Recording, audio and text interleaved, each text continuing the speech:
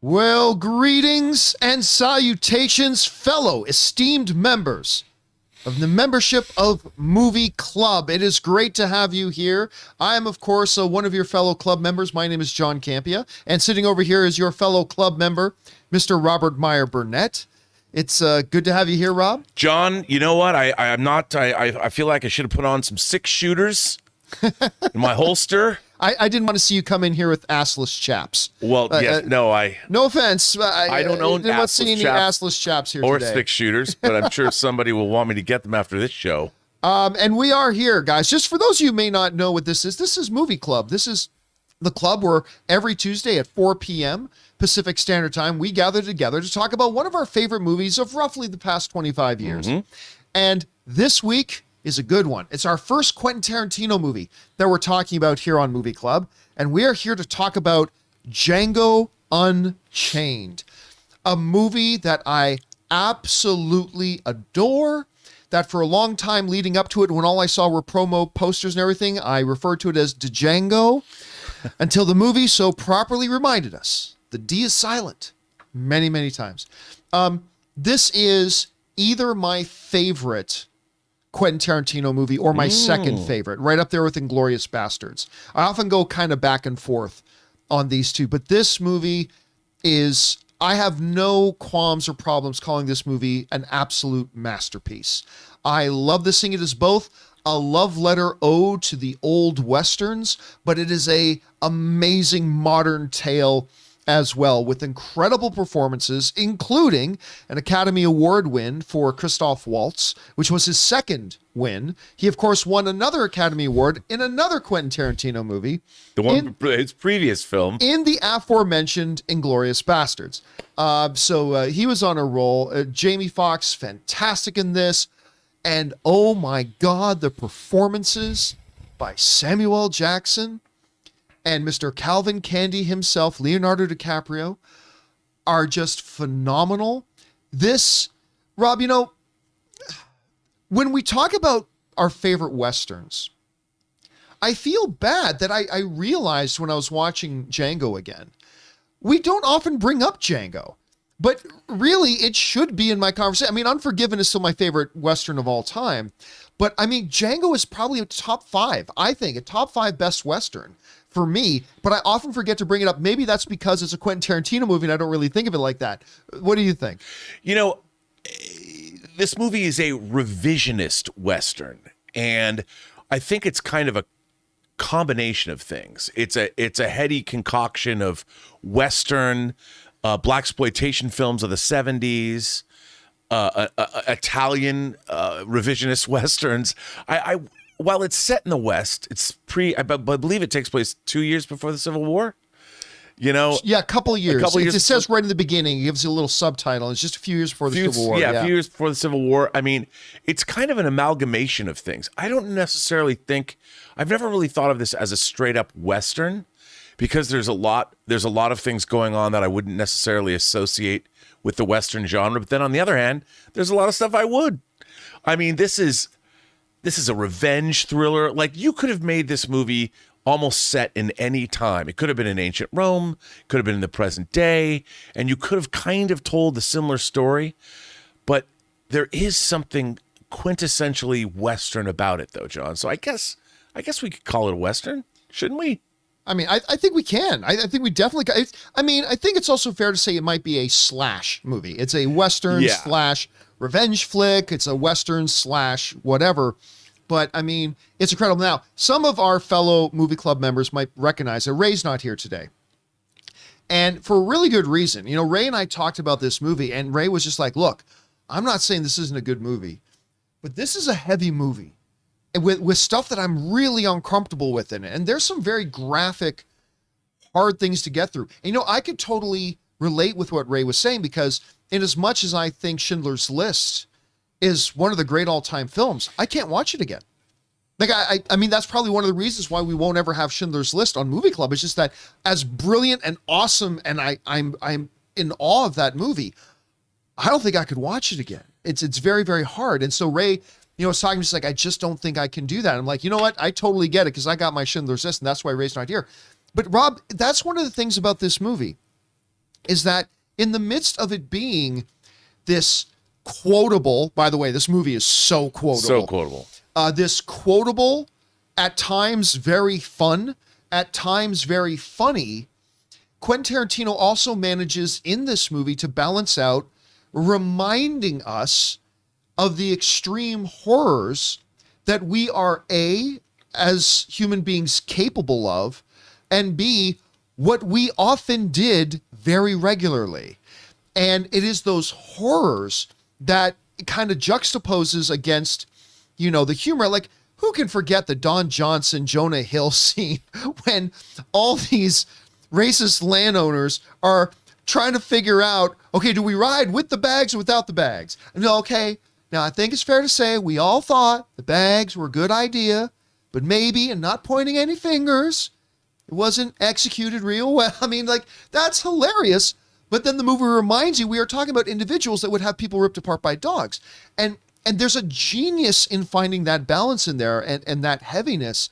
And I think that's that balance that Quentin Tarantino was able to find, that way of juxtaposing one against the other, of putting a smile on our faces and having these moments of levity counterbalance against these moments of absolute horror, is something that I think makes this movie really stand the test of time. And honestly, watching it again, it felt just like I was watching it 10 years ago. I think that this is the 10th anniversary this year. It is. No, I think you're right. It is the 10th anniversary this year. I still can't believe it's been 10 years since this movie came out. But what do you think about, before we start walking through the film, what do you think it is about Django that kind of gives it that aura of specialness, that the fact that it still endures to this day and still comes across as like so unbelievably good? Well, I think, you know, Tarantino, a lot of his films, or maybe most of them, are genre pastiches. So he has many different things happening at the same time. First of all, I think one of the great secrets of Tarantino, and it's been said a lot, but I'll say it again, is his casting. The people that he casts in these movies and the performances he's able to pull out of his cast are usually amazing. And that comes from, he's such a wordsmith. And the lines of dialogue he gives actors the opportunity to say, it has to be called nothing other than delicious.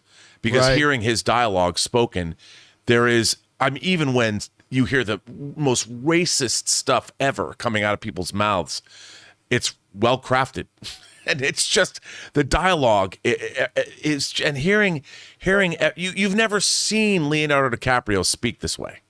I mean, the language that's put in his mouth. And then, you know, from the very beginning, Jamie Foxx is, I think, perfect in this role. There was talk once, John, that this was going to be a Will Smith part, and he didn't take the part. Well, I mean, Tarantino tried to convince him. Yeah, like he tried to convince Will Smith to take the part, but he just thought the role of Dr. King Schmidt was too big, and it didn't put enough focus on Django, and so he opted to step out of it. Which is, I mean, I think he would have been great in it. He's an amazing actor, but honestly, I think it probably worked out for the best with Jamie Foxx playing this role. You know, I have to say that Jamie Foxx is one of my favorite actors.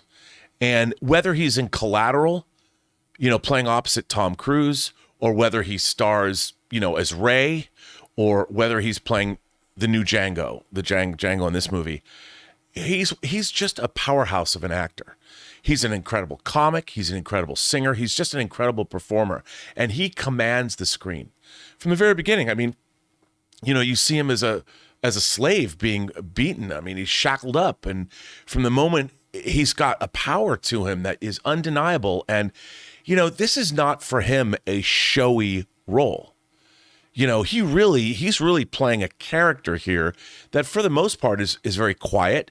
And he's on a quest like a fairy tale to find his wife. What's Brunhilde and Siegfried? It's the tale of Brunhilde and Siegfried. Absolutely. And it's even in the midst of all this horror, it's a romance too.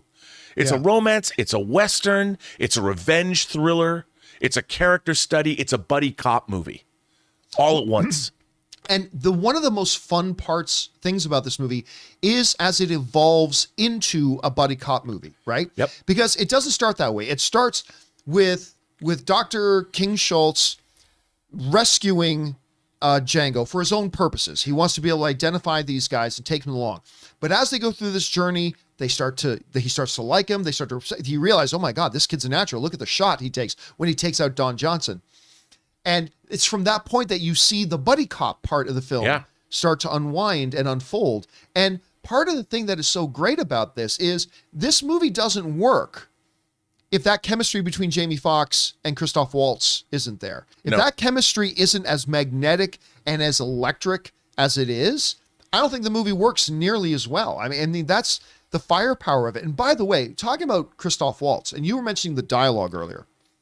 Christoph Waltz's dialogue in this is so fantastic. And it's a great example of, it's the perfect harmony of when the writer and the director and then the actor take all of it, add the parts of life to the dialogue and then bring it to fruition on screen. And this is the perfect example of that, because this great dialogue coming out of almost anybody else's mouth other than Christoph Waltz may not have come across nearly as profound. Christoph Waltz with maybe some other dialogue maybe doesn't come across as profound, but this is like the perfect marriage of all that coming to this sweet, delicious honeycomb of this goodness that just comes off the screen at every time he talks. It's just awesome. And I find it crazy that the previous movie, Tarantino cast him as the Jew hunter. Yes. As the ultimate, like, horrific bad guy. And in this movie, he's a German that is not a racist. He's somebody that really doesn't believe in comments on the plight of slavery and how it's distasteful to him. And I thought that juxtaposition was really clever of Tarantino to play off of, where he took this ultimate horrific bad guy and then brought him further back into America's past as a German immigrant making his way across America, who's benevolent and believes that America's racist policies are horrible and gets behind it by basically liberating Django and giving him not just his freedom or on his way to freedom, but gives him a purpose in life and decides to throw in on his quest.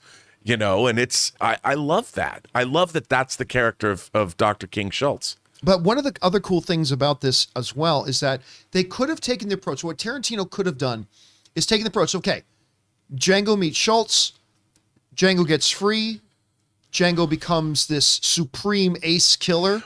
Right. And they go on the quest to get his wife. But instead, it feels like as you're watching it, there's a little bit of like Homer's Odyssey kind of feel. There's Greek mythology in where the hero's journey takes him along several other stops along the way. You know what I'm saying? And that is really where Don Johnson comes in. Well, first of all, there was the stop in the little town where they kill the sheriff, which is great. Get the sheriff, please. Not the marshal, the sheriff. Bang. Now you may get the marshal, right? So there's that. And then there's the Don Johnson character, which, by the way, let's stop and talk for a second. We're talking about how great Leo is and Samuel L. Jackson. When Don Johnson, I still remember the first time I watched this movie. And Don Johnson comes walking out on that deck, overlooking everything. I'm like, oh my God! What's his name in Miami Vice again? It's Sonny Crockett. It's Crockett. So I almost called him Tubbs. Oh my God! It's Crockett.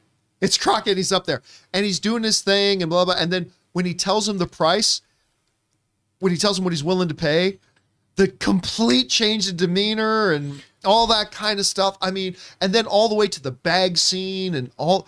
I'm telling you. And then Jonah Hill with such a small role in this thing. But again, well, now I'm confused. Are we wearing the bags? Or are we not wearing them? I mean, like each of these players, but again, like a Greek mythology, the hero journeys begin, and then they have these several little water monsters along the way that they have to face before they get to the Titans. And it's just beautiful because then Tarantino uses each one of those stages of the story that's leading us to the final boss at the boss level to develop the characters and develop their relationship and have more of the story unfold. And it's just, in that sense, I might consider Django to be the best storytelling, if not his best movie. This might be the best example of Quentin Tarantino as a storyteller to me, because it really got that along the way. I never thought about that, but I think you're absolutely right. I mean, this truly is, it's an odyssey for Django. Yeah. and like you said, the side journeys, and also he uses the side journeys to illuminate the horror of this time. Yes. And what a black man and what black Americans faced through this particularly horrific part of history, because you needed to do that. You had to have the horror to offset the fun, so to speak. No, you're dead right, because I'm sure the temptation would have been there when Tarantino feels the film is on a roll about, wow, this is a good laugh and this is a good laugh.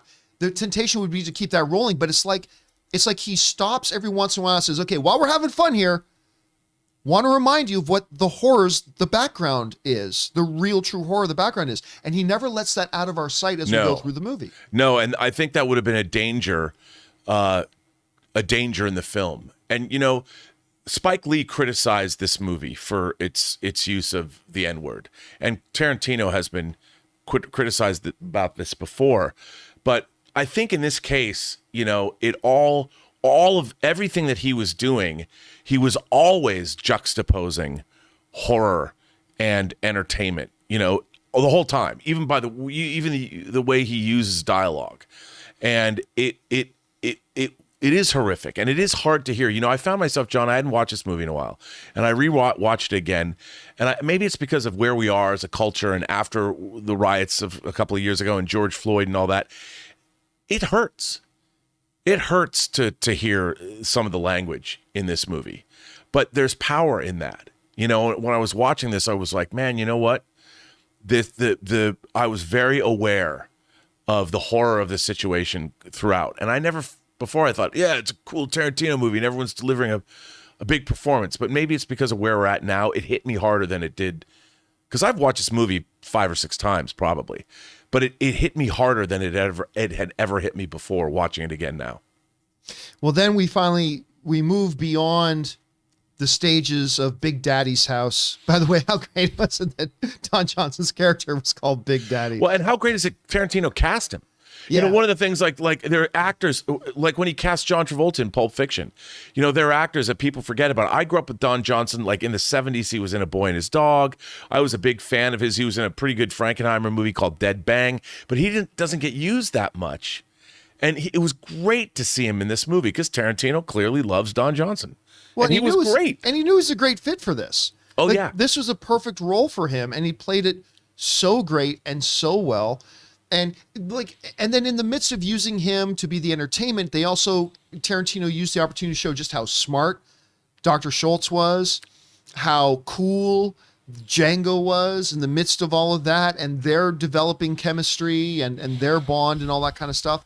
So at that point, then we start to move on and we start to get on the main quest. Like, we've moved beyond the sheriff, we've moved beyond the thing. And by the way, I gotta let you guys know, we're only going to talk here for another 10, 15 minutes or so. Then we're going to throw it open to you. If you guys have a thought, observation, comment, or anything about Django Unchained, go ahead and throw it in the YouTube super chat there, and we'll get to those in just a minute. I'm only going to leave it open for another minute or two. So if you have something to throw in there, throw it in there. Also, soon. I got to point out, how cool was it that Django meets the original Django, Franco Nero, like in the bar, yep. And again, because there's a whole series of Django movies that were made in, I guess, the 60s.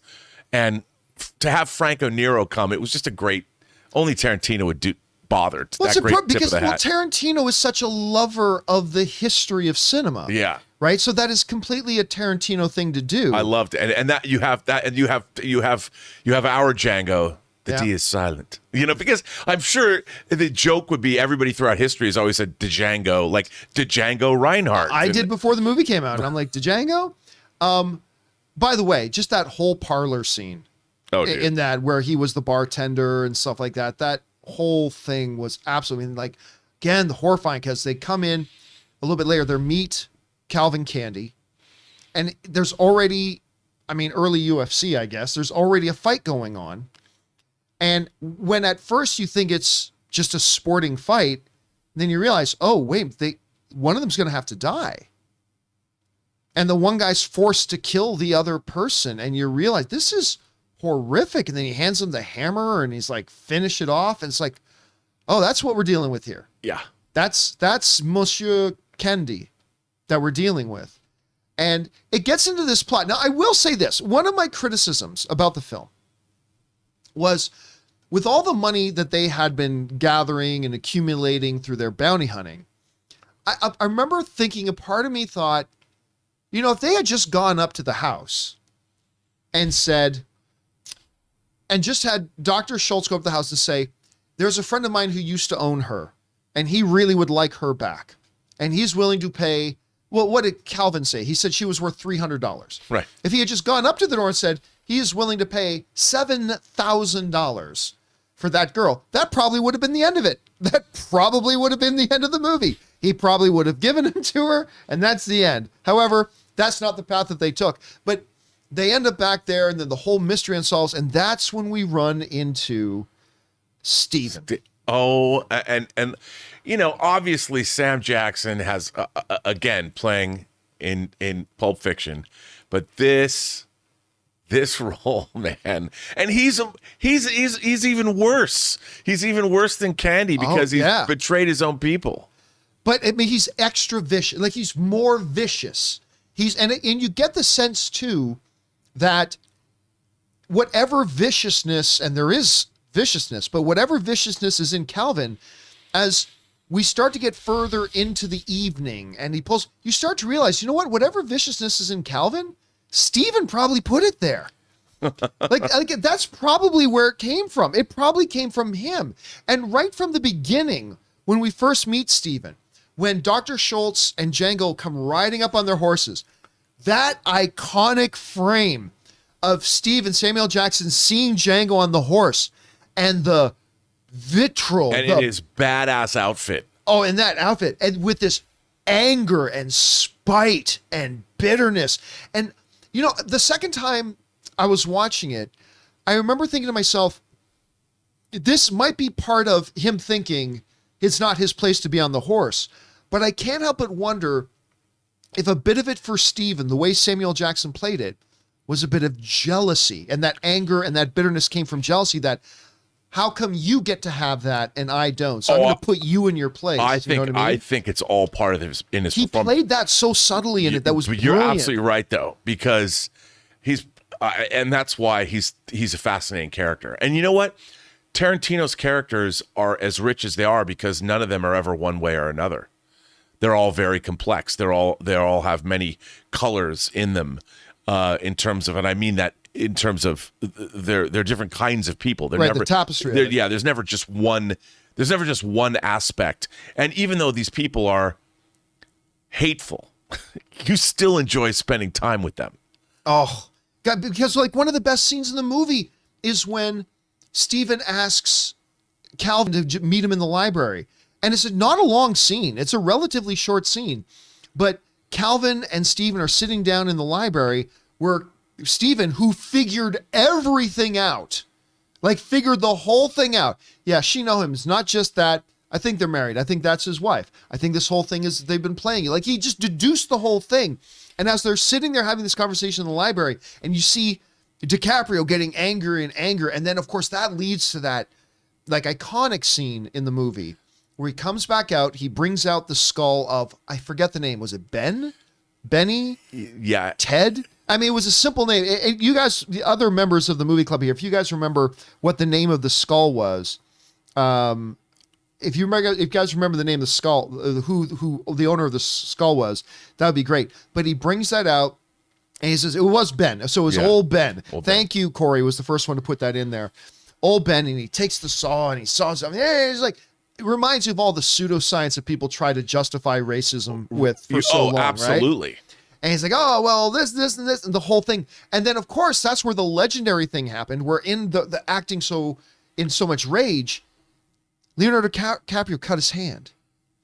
And I didn't realize I didn't find out till afterwards that was completely accidental, and he just decided to roll with it.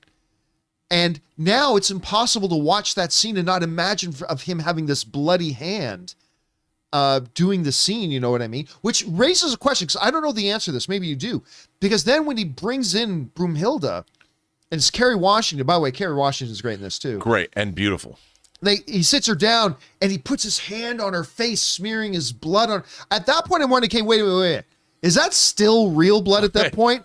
Or had they cut at some point come back to take up the shot again, put fake blood on his hand, and then have him do that to her. I mean, I don't know if that was all in one shot, but I'd love to ask DiCaprio that sometime. I simply don't know. But that entire scene, the tension in it, the way that Leonardo DiCaprio takes that moment when all of the energy in the scene is completely on him, and he had to play that in a believable way that he is Monsieur Candy, but he's also just this rage child, right? This rage child all at the same time. And even the way that you had Jamie Foxx playing fear for Broomhilda or Hildy, and just the fear for his own life that then Christoph Waltz had to portray as well. Like, this was the first time in the movie that we saw Christoph Waltz in a fix, right? And that was difficult. Anyway, what stands out to you in that whole Well, no, I mean, scene? I think you're absolutely right about that. And again, it's the way the scene is constructed in terms of we as an audience are feeling different things as the scene moves on. And at first you're wondering what's going on. Then there's real jeopardy here. Like, it gets scary. Everyone's lives are literally at stake. Who knows what's going to happen at any moment? And it doesn't go the way you would have thought. You know, the fate of these characters is not what you might have initially. Like, I believed that they would have ridden off together, the three of them, like the end of Last Crusade. You know, Brunhilde, Django, and King Schultz would have walked out of there, but of course they don't. You know, we don't. Not all of our stalwart bunch of characters makes it to the end of this movie, John. Well, and that reminds me, because I remember there being some criticisms about the sudden turn where Schultz is willing to throw everything away that they just accomplished. They got there, they were getting out with their lives, and they got Hildy. And he was willing to just throw it all away just because he wasn't willing to shake his hand. Right? And he's willing to throw it all. And I heard that criticism. But when you watch the movie and you watch the moments leading up to that sequence, as Schultz is haunted by the visions of D'Artagnan and the dogs ripping D'Artagnan apart, the notion of one human being doing that to another human being, it was, and I use the word in all capital letters, traumatic. It was trauma. And I think, and the rest of us watching this, we have the pleasure of never having been in that situation. But he had to see a man get ripped apart for nothing. And he had to sit there and pretend he was cool with it and watch it all happen and not tip his hand that he was agog and aghast by it. So I thought leading into that sequence at the end with him sitting there, having these traumatic flashbacks, I think that tells us the mindset Schultz was in when he was broken. I honestly feel like this guy who's been calm, cool, collected, can kill a man in a moment's notice, but because they're murderers and they're wanted, he's within the law, all that kind of stuff. But at that point, he became broken. And so hanging on by a thread, the last little bit of weight on it that snapped it was, oh no, you got to shake my hand. And there was literally in him, I would rather die. Yeah. I would rather die than shake your hand. Now, that didn't leave Django and Hildy in a very good position, granted, but I mean, it really was a very, very tough moment, and I thought beautifully executed. I agree with you wholeheartedly, and I think you're absolutely right. I think that's a very astute reading of the scene. The last thing in the world he wanted to do was shake that dude's hand. Yep. Rather die. Because he still was a moral man. You know, he's still, through all the killing, he wasn't a bloodthirsty murderer. In his own way, everybody who had it coming was going to get what was coming to them. And I think that's where that all came from. All right, guys, we're going to continue on our discussion with this. But for a moment, let's just take a second and hear from the sponsor of today's installment of Movie Club. We want to take a moment and thank a sponsor of today's video, Every Plate. Now, Every Plate is America's best value meal kit. There's a lot of them out there, but none of them are as affordable or as cost-effective as Every Plate. While most meal kits come with a premium price tag, Every Plate offers delicious dinners that will not break the bank. Every Plate will plan, shop, and deliver everything you need to cook a delicious meal at a consistently low price. Choose from 17 delicious weekly recipes and then sit back and enjoy. They'll deliver the pre-portioned ingredients and easy-to-follow recipe cards right to your door. In today's world, guys, we're all busy, and sometimes we struggle to find time to make ourselves nutritious and delicious meals. For those of you looking for a quick and satisfying meal, Every Plate offers a selection of recipes that comes together in just 20 to 25 minutes. When Ann and I used Every Plate, it was fun to cook together, it came together easily, and we really thought it was delicious. So guys, try Every Plate for just $1.79 per meal by going to everyplate.com and entering the code MovieClub179. Remember to use that code MovieClub179. And thank you to them for being a sponsor of today's episode of Movie Club. All right, let's keep going here for just another couple minutes before we move over and start hearing from everybody else about this. Then we move into like what is kind of like the second half of Act 3, because there is a little bit of a Lord of the Rings-ness to this movie. You mean there's more than one ending, John? It feels like there's more than one ending, because it really felt like this could have ended with Schultz killing Candy, Django then, fighting his way out, getting Hildy and riding off. But instead they went into a different direction, where we get our Quentin Tarantino cameo. Oof. As an Aussie. I can't do the accent. And just I almost felt bad for those guys who were taking them off to whatever the mining company is, to be slaves of the mining company. Right. I almost feel bad for those guys because Django convinces them, hey, I'm actually a free man. I rode in there free. I'm no slave. And that was part of the reason why they went, oh, okay, well, we got to set you free then. Like on top of this plan, like there are these guys over there, they're part of the gang, and obviously that was all part of a lie. But part of why they let him go was partly based on the truth. And it's like, all right, give him your gun. Great, I'll give him a gun. And he immediately guns them down. And then the Quentin Tarantino death scene is hilarious. That he's just taking out the dynamite and stuff like that. That was great. And then, of course, he goes back. He's got this big plan. And there was something so satisfying about that last explosion scene. Oh, dude. Because you'd think going into the movie, like heading into the third act, you think, okay, this is ultimately going to come down to Django and Calvin. And it doesn't. Nope. It ultimately, Schultz takes out Calvin, and then it comes down to Django and Steven. And as it should. Yeah. You and know. that whole, I'll tell you what, I could just listen to Samuel L. Jackson. Like after Django already shot him twice in the knees. That didn't shut Samuel L. Jackson up. Nope. That didn't shut Steven up. He just kept going and laughing at Django. I could have, like, this, what Samuel L. Jackson is able to do when a camera is on him is psychotically entertaining. Like, it's even with this evil character, having done the things that he had done, I could have just listened to him talk. Like, I almost wish Django waited a half hour before blowing the house up just to hear him talk more because it was so good. But anyway, Rob, what stood out to you as we get into that second ending, between the Australian prison guys to the going back to the house, getting Hildy again? Like, what stands out to you? Well, tonally, it becomes more. I don't want to say fun, but it does. Like when Django kills those dudes, and then it's like, okay, now we're back. Because you could say that the movie gets pretty damn heavy again, when you're watching that what happens to Dr. Schultz and what happens to Calvin Candy. It's hardcore, but now you get a little bit more of that revenge flavor back, like Django blowing away some dudes that had it coming, and it's Yep. so in case you needed to be reminded, we're supposed to be having a kick-ass time bringing the vengeance of God down from the heavens. I mean, Django, he's got to kill some more people, and then go back and take the final vengeance against the traitor that is Steven to his own people. And it's just, it's like, yeah, man, it gets you into that hole. And it's great. I mean, we, the audience, we're thirsting for blood too.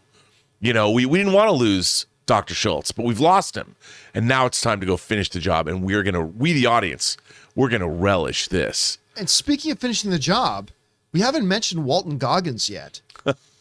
And because that scene, one of the most so many disturbing things, obviously with D'Artagnan was the most. But when Walton Goggins is standing there and he's got Django hung upside down and he's grabbing his junk and he's getting ready to slice his junk off. Yeah. Oh my God. Everybody in the theater who was male was like, ha, ha, Yeah. ha, ha. That was something nasty. And of course it was very, I think, poetic that he became the third last guy that Django killed. Yeah. Because the second last person he killed, and honestly, this surprised me when he killed Calvin's sister. When he shot Calvin's sister, I got to admit, that surprised me. I thought he was going to let her go. I don't know why I thought he was going to let her go, but I thought he was. So he kills Walton Goggins first, then kills his sister, and of course he saves Stephen for last. Because these people cannot repent. You know, these people are all, even the sister, truly bad people. Right. That all deserve to die. And if they represent the entire, all of slavery in one family, basically. And so Django is going to take his revenge, his holy revenge, on all of these people. And they deserve it. By the way, I want to mention too that some years later, there was a comic book done of Django meets Zorro. Yep. And there was word, I remember talking about this on Movie Talk back in the day. There was word that they were going to try to make that into a movie. With Antonio Banderas. Yeah. There was movement going, for those of you who didn't hear about this, there was movement going for a little while. It ultimately didn't go anywhere. But of Django now out on his, coming across, I can't remember Zorro's real name, what the wealthy landowner's real name is, but I can't remember that. But meeting Zorro and then they fight side by side or something. How much would you have loved to have seen that movie? Listen, I'm not gonna. It's a shared universe, John. It's a shared cinematic universe. I totally would have been down for that. I would, man. I would love to have seen. They can still do it. They could get a little late. A little older, you know. Zorro's a little older, and I mean, this movie Django is now 10 years old, so I don't know. Might be getting a little bit late for it, but there was a time I would have been totally down for this. All right, guys, listen. That's we've been droning on for almost 45 minutes about this movie. Let's now go over and see what you guys have to say about this movie, shall we? We're going to get things started here with Cody Hunt, who wrote in, my favorite film of the last decade, love Django. And I think it's on a lot of people's lists. And for me, again, it is either my favorite or second favorite Tarantino movie. I still go back and forth on that a lot, Cody. Cody also writes, it's one of the most quotable films of all time. It absolutely is. I mean, everything from, you had my curiosity, now you have my attention. But also, some of the most quotable stuff, and this is stuff that we can't say. But I mean, thank you, Samuel L. Jackson, because man, he's so good. Well, even just the way people say things, like DiCaprio's whole, what would you call it? His whole character, just the way he speaks. I love listening to him do it. He must have had. I know even he had a hard time with some of the language the words he had to say. Well, they had to. Yeah, I mean, right? Sam Jackson's talked about that in the past, but man, do I love DiCaprio's performance in this movie.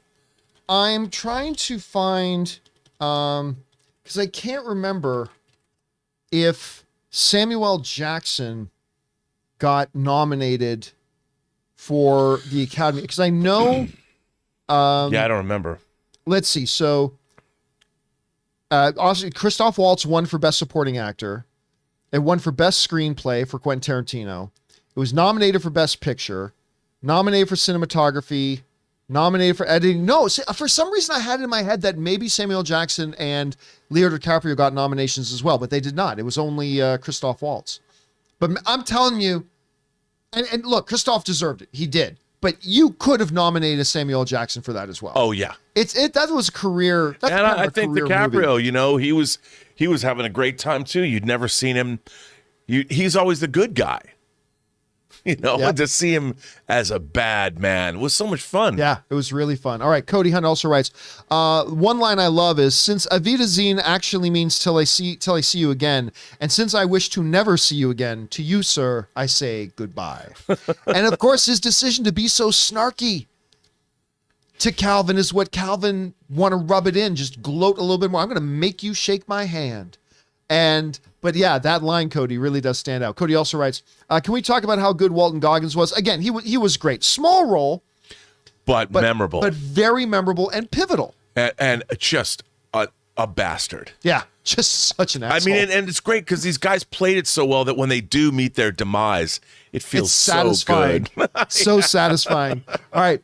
Sam Fisher writes, Leonardo cutting his hand and it actually bleeding makes that scene. I think it's too hammy otherwise, and I think he actually smeared blood on Carrie. Yeah, again, I'd be dying to, I'd love to know the answer to that. Did he actually smear blood, or was that another take where they put blood back on his hand? Yeah, I can't imagine that he would do it for real. That's a pretty disrespectful thing. That's a little bit of a violation. Yeah, because also it's a health thing. It's a health issue. Oh yeah. Like I don't think he would have done that. I mean, again, I'd be really curious to find out. I'd be really curious. I mean, maybe he did, but he would have asked. You'd think he would have had to have asked, or maybe Carrie suggested it. I just don't know. Yeah. But but that is something I'd die to know someday. All right. Next up, we've got Daryl Bess Wadley, who writes, I understand why it had to happen, but I feel Schultz was selfish to kill Candy. Absolutely he was. They were almost out the door. He did it because of ego. That's the thing, Daryl. I don't think it was because of ego. I think it was because of trauma. I think literally he just he's getting revenge. I mean, Schultz doesn't like these evil men. Yeah. You know, he's come to America, and maybe he's come to America to get his yayas out and do what he does. But he knows that if Candy is allowed to live or to go on another day, he's going to continue to do this to other people.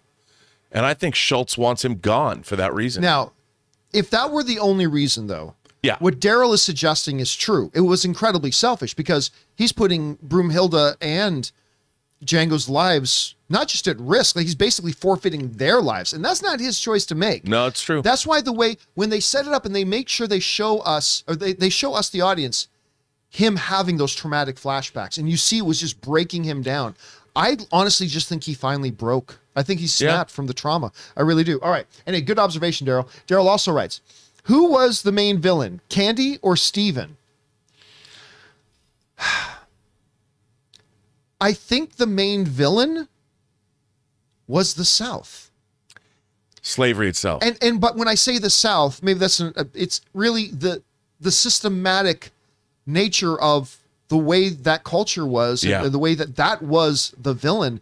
Like the various villainous people we met along the way, whether it's, Don Johnson, or whether it's Leonardo DiCaprio, or whether it's him. But I think really ultimately the villain was the culture of it. I completely agree with you. A culture that unfortunately there's some in our society today called the good old days. And it's important that movies like this exist to remind us of the horrors of that. And that's kind of how I kind of see it, Daryl. Anyway, next up, Cody Hunt writes, this is the role Leo should have gotten an Oscar for. But again, it's tough because he was clearly, he doesn't show up till about halfway through the film. Right.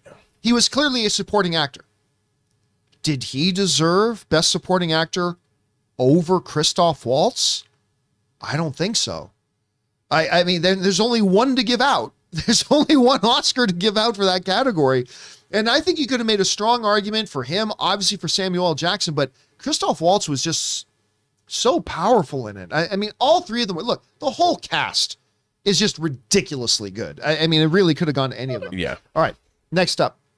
City of Swift writes, I'll be honest, Tarantino movies just don't get my attention. And listen, Tarantino's not for everybody. I mean, that's when you are as stylized as he is, it's not, he's not going to be for everybody. That's fine. I don't know why, but I decided to check it out because of Kerry Washington. Cool movie, fun gunplay, and Kerry was lovely as always. I mean, yes. And especially when by the way, her German was very convincing. I thought so too. I thought that whole scene when she goes into King's room and they start having that conversation, he goes, I'm going to speak to you in German because Candy's people might be listening. And then that whole way, they says he's behind the door and he opens it, and just the way she started to swoon, and then she didn't just drop the glass. The stereotypical thing would have been to drop the glass, but she didn't. She just she slowly started to lose control of the glass. It starts to spill out, and then she faints. And I'm like, that was so well done. Yeah. It was so well done. And yeah, she was great. I'm glad you checked it out, Sidious. And you know what's really interesting? When you see her, because they cast her, she's beautiful, but there's also a sweetness to her. So you understand why Django wants her back so badly. Like, yes. We all look at her and think, my God, no, there's a woman. There's a woman that I'm willing to kill for, or I'm willing to risk everything to get back to. And I loved her casting. All right. Next up, we've got Chef Rigo. Hello, Chef. Who writes in, I can watch a whole spin-off film with Leo and Sam. I will tell you this, and I mean it with my whole heart. I could watch a spin-off film with any combinations of two characters from this movie. I could have watched a spin-off film of Don Johnson and Jonah Hill. I could have seen a spin-off film of just 2 hours of Christoph Waltz and Leonardo Dicaprio bantering back and forth at each other. I could have watched an entire HBO series, like an episodic HBO series of Dr. King and Django, each week a different bounty they had to go and hunt. As long as Tarantino wrote and directed. Yeah. Or I could have watched, exactly as you said, I could have watched an entire movie that's just Candy and Steven in all their vileness. It's just because of the way they were written. I absolutely could have watched any of that. Right there with you. All right, next up. Are we going to Shogun tomorrow? What's that? Are we going to Shogun tomorrow? We're trying to go later this week. All right, Ryan Grieger writes, is that Django/Zorro movie still happening or not? That's why I was just mentioning that. Apparently, no, it stalled. It never went. I don't ever think it ever seriously got any traction. I think it was just some people mentioned they were interested in it, and maybe some inquiries were made, but I honestly don't think it ever actually got any traction. Too bad. All right, Santos Hernandez writes, this movie is just fun, even though the subject matter is dicey. I also would like to say Leo steals the show when he enters the movie. This is a 5 out of 5 film, and I don't give that score often. Again, it is difficult to find a lot of faults with this movie.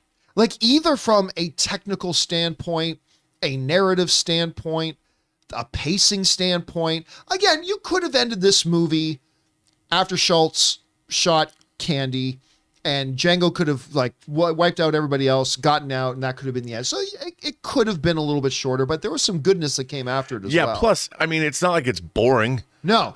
No, it just moves. So you're absolutely right, Santez. This is just, that's why, for me personally, I think this is one of the top 2, if not the best Quentin Tarantino movie. I mean, for those reasons. Like you pointed out, the story that's being told. Yeah. Tarantino movies, a lot of them are quote unquote like more hangout movies, but I think like this and maybe Kill Bill 1 and 2 together are 2 of his best quote unquote stories. I agree.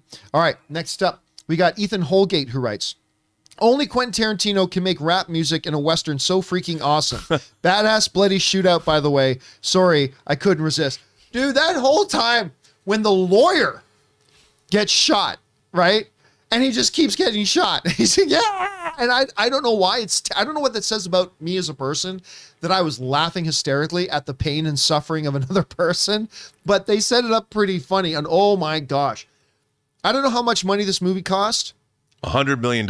Well, 90 million of that was on blood squibs, because they used every bullet shot, everything, a lot of blood splatter all over the place. But yeah, that last gunfight, Ethan, was absolutely legendary. It was great. All right, Mark Amorosi writes, this is my second favorite Tarantino film behind Pulp Fiction. It should have won Best Picture, in my opinion. I can't remember what it was nominated against, to be honest. It was the 2013 Academy Awards. So let me see if I can find who won. Oh, no. Okay. No, I disagree that it should have won. Argo won that year. Oh, yeah. Yeah. And yeah, listen, and listen to this, though. The other nominees that year, good list. Zero Dark 30, Silver Linings Playbook, Steven Spielberg's Lincoln, Life of Pi, Les Mis, Beasts of the Southern Wild, Amour, and Argo and Django Unchained. That's incredible. That's a really good lineup. I mean, I think, it's funny to use the word pulp, but I think Django is more pulp entertainment. It's more pop entertainment as opposed to Argo being an actual true story based on a real event. I think that it, in a way, this doesn't carry the weight that Argo carries, because let's face it, it's a bloody revenge, Western romance, it's a genre pastiche as opposed to Argo comes off as being a more important film, I think. Yeah, but this might be a better movie. I don't know, man. Argo, I really love Argo. It's great. I love that movie. So I love both these films so much. All right, let's see. Next up, we've got Cody Hunt who writes, a spaghetti western German fairy tale, slavery drama. What a concept of a film. Big props to crazy mind of Quentin Tarantino. And again, kind of done to me in a Greek mythology story pattern journey kind of way that just comes together in such a package, Cody, that is so gratifying to watch. And it's one of those magnetism movies that you just can't take your eyes off the screen. No. Like it's one of those movies where even when you're watching it at home, you don't want to pause to go to the bathroom. You just don't want to break the experience. You know what I mean? Yeah, you don't want to, that's right. the perfect way of putting it. You don't want to break the spell. And it does cast, I mean, it's also a beautifully shot film. Yes. It looks incredible. You know, it doesn't look grungy. It's beautiful. Everything in it's beautiful. All right, next up. Bama Ham Yum sends in like a $50 super chat. Thank you, Bama Ham, for supporting our channel at that level, man. That's incredibly generous of you. Thanks, dude. Who writes, so glad that movie club, let me try this again. So glad that Movie Club has become a weekly part of the John Campea Show. I have so much fun listening to these. DiCaprio was great in this movie, but to me, Samuel Jackson Steven steals the show as the most sinister villain. And here's the funny thing about it. When I was watching this again this week, because every time we do a movie club, I always rewatch that movie again that week. Yeah. When Samuel Jackson arrives, I paused the film and brought up the time bar. I might be off by a minute or two, but I believe it was 1 hour and 36 minutes into the movie before Samuel Jackson finally shows up. Well past the halfway mark of the movie. And I find that funny because when you think about Django, it feels like Samuel Jackson just permeates all of it. Right. But in reality, he does not come into the movie until well into the story at all. And yet he just kind of stands. Why is that? What is it about this performance that just kind of makes you feel like he's in the whole damn thing? Because it's so, first of all, it's also the way he looks. You know, he does not look like the strong, like Jules Winfield in Pulp Fiction. He looks frail in a way. His character with the way the hair was, he looked old. They made him look old. The limp. Yeah, everything. They made him just look frail. And yet, he's not at all. And when you realize just I mean, he's a what made him this way? That he would be a part of Calvin Candy's empire. I mean, he's self-loathing and the hatred he feels. My God. He would rather hate Django and love Calvin Candy than stick up for his own people. I mean, I got to say too, he's an evil villain. There's a really neat moment. There's a human moment with Steven when Schultz kills Calvin.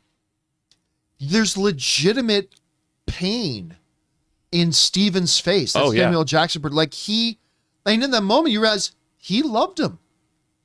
He loved him. Big of an asshole as both of them are, he loved him. And to give that little glimpse of humanity to that character as well, I thought was pretty interesting. All right, let's keep going. Thanks again for that, Bamaham Young. Appreciate that, dude.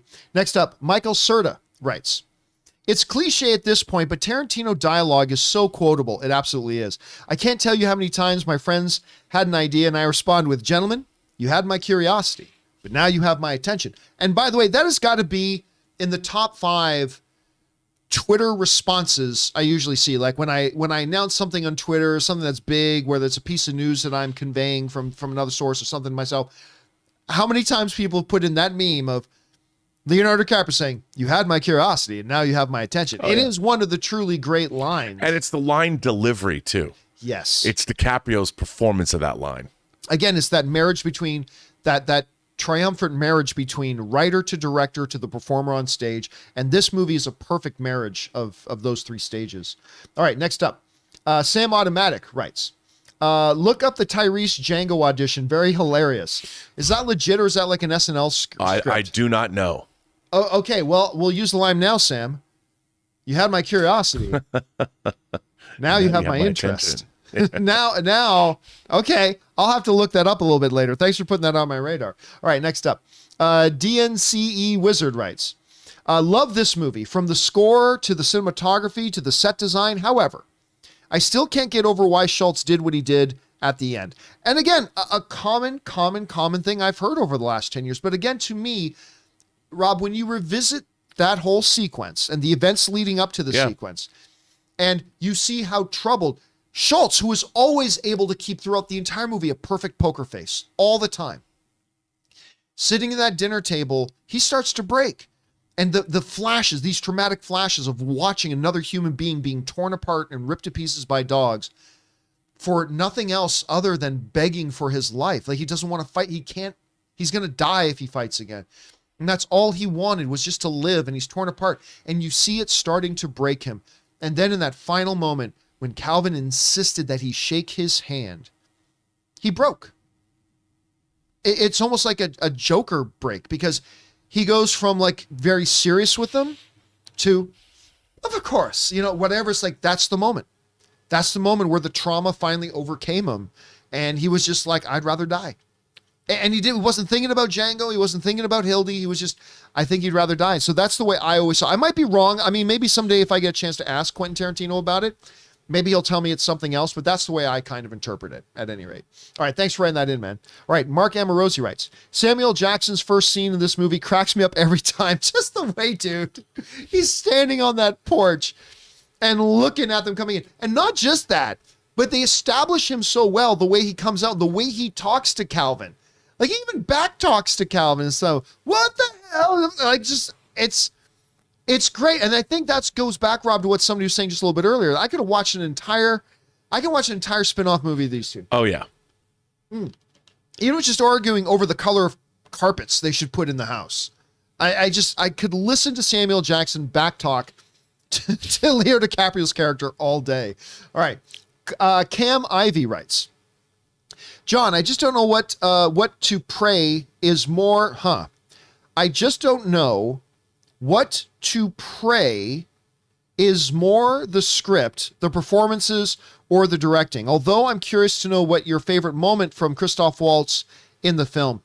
And we've been talking about that, Cam, right? Like, this whole movie is that perfect marriage of the script to the director to the performer. And the perfect synergy that happened. There's a terrible word, but that perfect synergy that happens when the stars align and there's an astral conjunction happens, and everything falls into place and it works together in such beautiful harmony. And when everybody understands what their part is to play. Yeah. I mean, when you have actors, and you always want actors to do this, that they take what's on the page is beautifully written, but when an actor makes that dialogue their own, and puts their own cadence into it, the way they smile when they talk, Yeah. and the way they can do that, that's not something you can teach. You can go to every acting class in the world. Some people will never learn how to do that. And when you see this group of actors, who are all incredible actors, every time they open up their mouths, you're getting, every line is elevated. It was already great because Tarantino wrote it, but it's elevated to that whatever that thing is, John. You know what I mean? By the way, he was asking what I think my favorite Christoph Waltz moment was. I think it's that scene where they kill the sheriff and call for the marshal. And then he comes out and he's explaining it all to the marshal. In my pocket, I am a duly authorized representative of the United States. That whole scene, and you just see the marshal like, what? Like, as this whole thing's being kind of laid out. I think for me, do you have a favorite moment from Christoph Waltz? I can't think of any one moment, but I mean, the way the thing about Christoph Waltz is the way he's able to play off of the opposite of what's actually happening in the scene. Like, here's a dead guy, and the marshal, like, it could have gone another way, but Waltz is always in the middle of, it could have gone a different way. Like, if he says the wrong thing in the wrong way, he could get shot and killed. And he plays that repeatedly. He does that in the movie. And I think that way of his delivery in the midst of about to get gunned down at any one moment is great. All right, next up, we've got Maximus Prime, who writes, John, longtime viewer, first-time tipper. Thank you for both, Maximus. Appreciate that, man. Tarantino is by far my number one director. So glad you guys picked this one. You rock. Bye, Miss Laura. Again, that was one of the most surprising moments to me when he decided, say goodbye to Miss Laura. What? say goodbye to Miss Laura. Bang, and then away she goes. Tarantino's great. He is not in my top 3 or 4 all-time favorite directors. The only reason that is because I love so many of his films. This, Inglourious Basterds, Pulp Fiction. I mean, you have Jackie Brown, Reservoir Dogs. I mean, you go down the list, right? Kill Bill. I'm not a huge, I thought Hateful Eight. I thought Hateful Eight was okay. I thought Kill Bill Volume 2 was good. It was all right. But the one thing that prevents Tarantino from being in my top 5 favorite directors is that I feel like he's not incapable, but unwilling to play outside of his own sandbox. When you're watching a Quentin Tarantino movie, you know within about 2 minutes if it's a Quentin Tarantino movie, right? Because he makes movies kind of one style. Jackie Brown was the closest thing that he came. I was going to mention that. I agree completely. I totally agree with you because he's making movies that only take place in Quentin Tarantino land. Whereas Jackie Brown was he's taking Elmore Leonard's book and directing a story as opposed to a Quentin Tarantino movie. And I mean, I don't think he could make a Merchant Ivory film if he was called upon. I mean, he probably would make a good Merchant Ivory movie, but he'd have to put a Tarantino spin on it. If he was, say, tapped to direct Argo, I don't know that he would do a great job directing a movie that's actually about a historical event that he would be documenting. But you give him this sandbox to play in. His sandbox is uniquely his. And I think for me, that's why he's not in my top tier of directors. Although I will say this, there's no one that makes movies like him. So he's kind of in my mind, he's in his own box. Yeah, and by the way, see, I don't know that he can't make those other movies. I just feel like he doesn't want to. Right, I completely agree. And see, that's why when the word started coming out a couple of years ago that we could get a Star Trek film directed by Quentin Tarantino, part of the reason that excited me so much was not because we were going to get a Quentin Tarantino-styled Star Trek film, but I was excited to see Tarantino stretch his limitations a little bit, to see what happens when he creatively gets outside of his comfort zone a little bit, right? Well, I was really curious to see He's directed episodes of television. Yeah? I remember when he did Alias, he did an episode of Alias and stuff, and he's done, and he works within that paradigm quite well. All right, let's keep going here. Next up, we've got Cutter Hale, who writes, one of my favorite Quentin Tarantino movie is the best scene. Let me try this again. One of my favorite Quentin Tarantino movies, period. The best scene in the movie is when they buy Hildy, is masterful and gut-wrenching. Leo is the man. The beer scene is great. Yeah, if you're talking about it's kind of a collage, a montage of a scene in some way as the camera keeps going to different characters. As Candy is sitting down, he's got Steven over one shoulder, he's got his lawyer over the other, and he's very classy, in a very classy official, everything's above board kind of way, filling out the bill of sale, putting his stamp on it. But you understand this is a veneer, this is a facade because of the horrific moments that preceded it, with him threatening to bash in her head with a hammer, with having guns put on them and threatening their lives and blah, blah, and say, okay, yeah, now we're all good, and blah, blah. Yeah, that scene was powerful, man. It was really good. It was really, really good. All right, next up. Sebastian Gonzalez writes, favorite Tarantino movie to this day. Almost died when Django shot Laura in the side on the stairs and she flew straight back. Bad physics, but hilarious. I'm glad you mentioned that. I'm glad you mentioned that, Sebastian, because that was bad physics. Because he's standing here, she's standing here, he shoots her this way, but instead of falling that way, she just goes yoink, like she completely goes off to the side. Could happen. Like he curved the bullet or something like that. But you know what? You're right, Sebastian. The results were hilarious, so we'll let it slide because it was hilarious. All right, Cutter Hale also writes, Django and Inglourious Basterds go back and forth for my favorite Tarantino movie. I watch both of these at least once a year. Sam Jackson is awesome. And I'm right there with you, Cutter. I mean, both of these movies are so good, and I don't think it's a coincidence that both of them have Christoph Waltz. And you know what's funny? Christoph, whenever he's been in a Quentin Tarantino movie, he wins an Academy Award. When he's not, he doesn't stand out as memorable.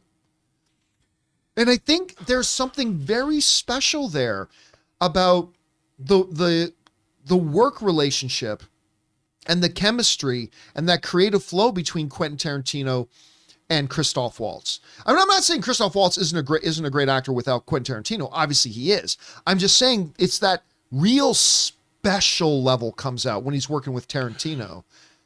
I don't know. What do you think I think about a lot of it has to do, like, I remember watching him in Big Eyes, Tim Burton's Big Eyes. Yes.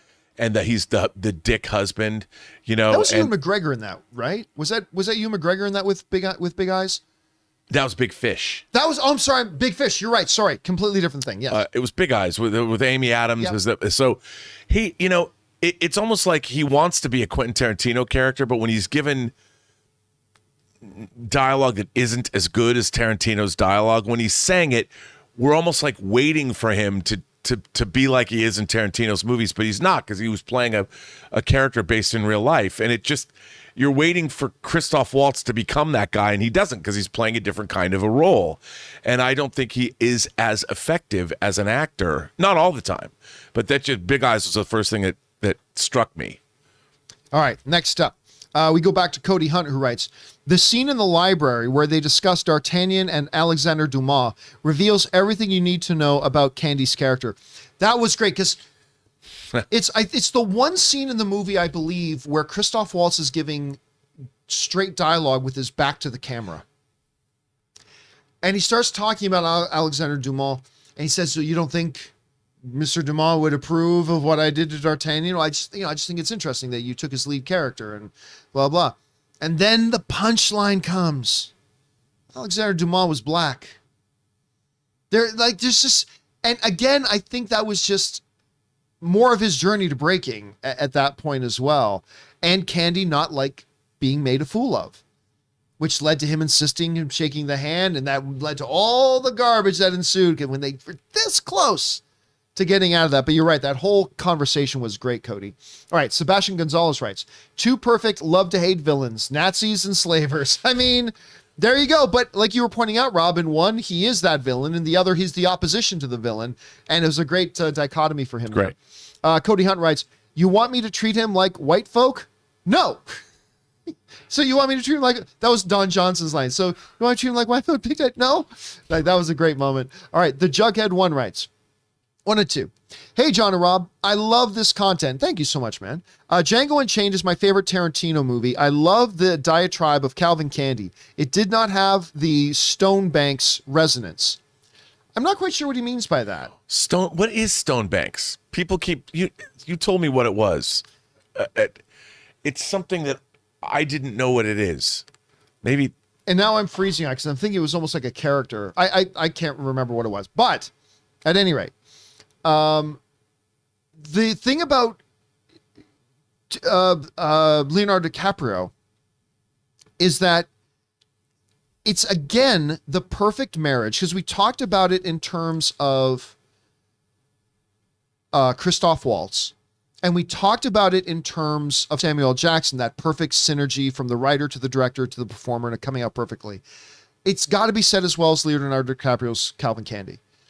It's what is being said married to how it's being said that made almost every moment and everything that he did so iconic, so memorable, so quotable at the same time that, I mean, he just becomes one of those characters that you always think of. Yeah. And honestly, for me, when I think of the great Leonardo DiCaprio roles, and of course he's won an Academy Award, he's been nominated for, but I would be lying to you if I didn't tell you that I think this is the one that I think of. This is the movie that I think, when I first think of Leonardo DiCaprio, I think of him in this role, which is weird because it's a supporting role, but he's so good in it. He's so good. I mean, I'm a huge DiCaprio fan. I mean, I love Wolf of Wall Street. I love The Aviator when he's playing Howard Hughes. Yes. I love The Departed. You know, I Catch love Me If You Can. Oh, he's so good in Catch Me If You Can. He's a great actor. So good, but I think this is the movie that I think of. Anyway, can't find part 2. So their part 2 comes up a little bit later, we'll get to that. Dave Romero writes, saw this movie my senior year of high school and it changed my life. It made me realize movies can be more than just entertainment. It helped me to find your show. Oh, that's great. Well, thank you so much for that. Listen, like, I don't believe movies are just entertainment. That when we talk about movies, I always say this, I don't call movies entertainment. Movies are experiential events. That's how I look at movies. And I personally kind of evaluate movies based on what kind and how deep of an experience did the movie give me, whether that experience is joy or sorrow or thought or horror or laughter or excitement or thrills or whatever experience is delivering, how well did it deliver that experience? You know what I mean? And when it's an experiential event, experiential events can change you. Entertainment can't change you. I don't think entertainment can make you re-examine your life, but experiences do. And that's why I look at movies as experiential events, because like when I see movies like the Mr. Rogers documentary, it makes me coming out of that movie going, I really need to re-examine myself. When I watch a movie like The Help, I come out and say, I think there are questions we need to ask ourselves. When I come out of a movie like Django Unchained, the experience of laughter and fun is there in this movie, but there's also aspects to the experience that make you appreciate certain things and want to examine maybe yourself a little bit as well.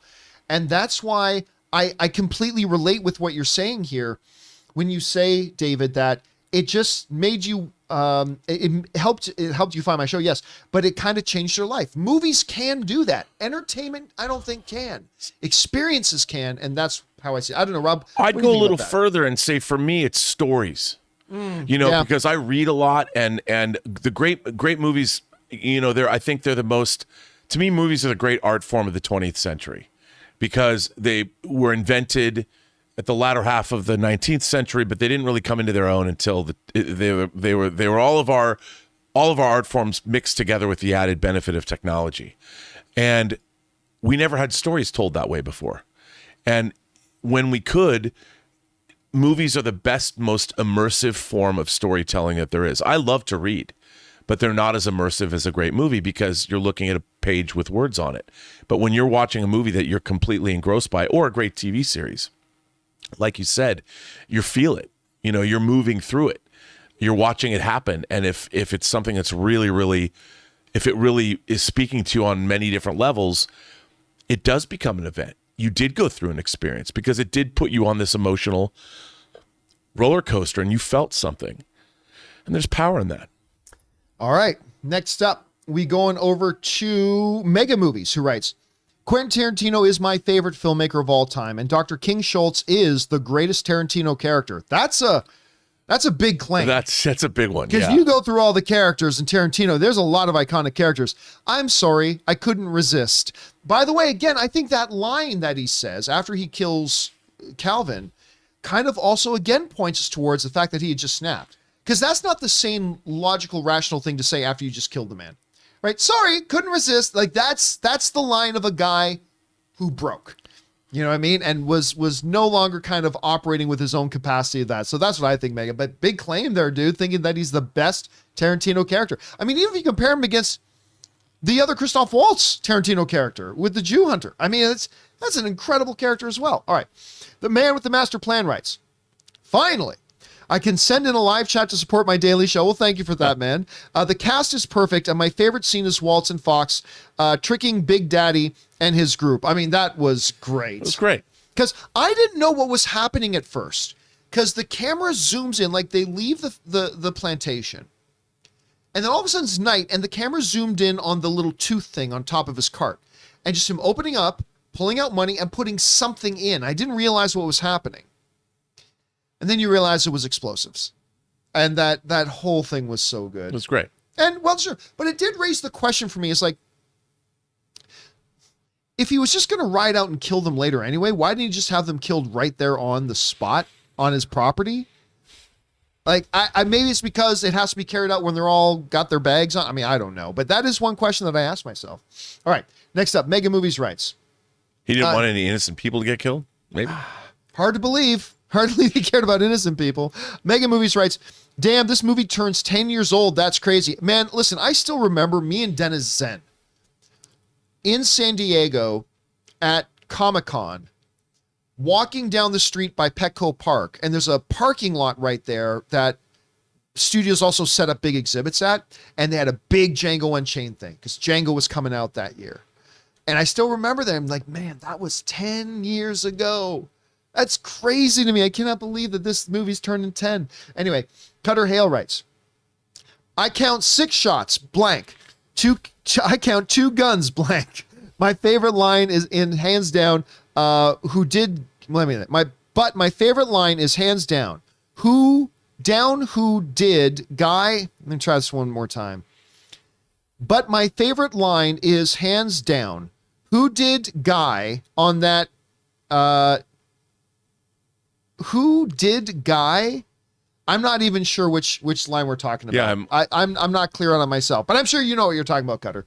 All right. Sebastian Gonzalez writes, a dope blend of tones and just flew by at 2 hours and 45 minutes.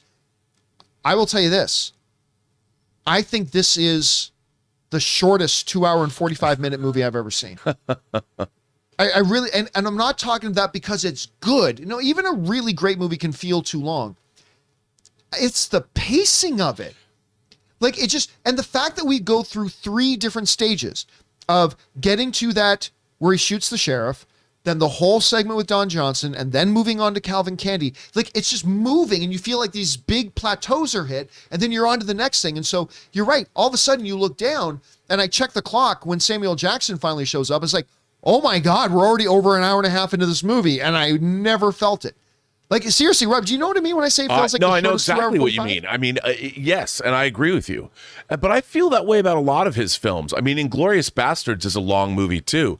But like you're completely engrossed. I think the opening scene, for instance, of Inglourious Bastards, which at one point is just 2 guys talking. And that scene lasts a long time, but yet you can't take your eyes off it. Yep, absolutely. All right. Oh, now we come across the Jughead 1 second part of that. Your rant last week against that AMC fool last week, it was great. By the way, I am not comparing you to that vile candy, John. Love and respect. You both from the UK bros. I don't know why I would think you were comparing me to Calvin Candy. Oh, probably because the rant. Right. The rant I went on. Yeah. There's few people I'm not going to say anything at this point. We're going to just talk about our love. But thank you so much for that, Jughead, man. We both, Rob and I, appreciate that very much. And thanks for writing in from the UK, man. Always good to hear from you. Always good to hear from you. All right. Next up, we got Diego who writes, I can never contain my laughter when Django shoots Miss Lara and she flies out of the foyer. Again, it's just it's the velocity in which her body like flies out of the room at the wrong angle, granted, but she just literally flies out of the room. And again, part of the reason I laugh so hard is because it caught me by surprise. Because I honestly didn't think he was going to kill her. Thought I was going to let her walk out. Yeah. Nope. They all going to die. All right. Next up, Dominic Suma writes, in my opinion, Django has the GOAT director cameo here. Or if you're talking about like cameos of directors putting themselves in their movie, this is a good one. It's a really good one. Him putting himself in there is that I'm doing that Aussie accent, and man, it's funny. I'm trying to think of another one that might have been better. I mean, I really like Peter Jackson's as one of the ship warriors, the boats pulling up in Lord of the Rings and stuff like that, but he didn't have any dialogue there really. I'm trying to think of another one. What's another really good one? I like Sidney Pollack and Tootsie. But it's not really a cameo. He's actually a character. It was really a role. It's a role, but I do love it. Yeah, that was a good one too. No one will hire you. All right, next up. We're into the final couple of ones here, guys. We got Michael Serta who writes, sorry if this is a dumb question, but is the name Django the equivalent to John Doe, but for specifically Westerns? Much love. I could, so? You know what? I know what he's getting at because there's been a lot of Django movies. They've done a whole series, but they're all like different kinds of movies. I mean, they're all different actors playing Django. You know, there's one real Django, but I could see him thinking that.